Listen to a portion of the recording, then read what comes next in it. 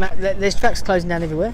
Obviously, with the limited space to ride, then there's less kids and less people coming through to the sport. So with all the closures, there'll be no more youth riders coming through, or the tracks that you go to now, you actually have to book in to go to them tracks before you can go and practice. So you actually have to have a waiting list before you go to a practice track to practice the sport that everyone wants to do.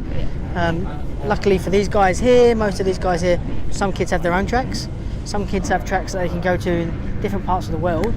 But unfortunately in the UK, it seems like it's a very minority sport for people outside of the top end of the game.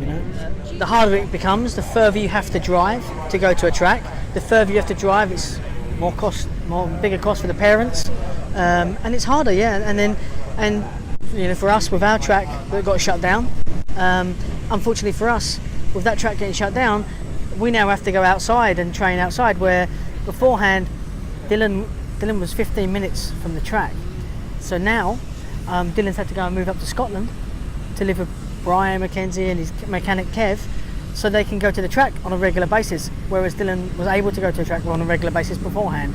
Obviously, only being young and not being able to drive, and myself working, he couldn't go to the track all the time if I was at work and that track was shut down. So subsequently, he has to go somewhere else to ride with other people, which as a parent, that's a cost as well.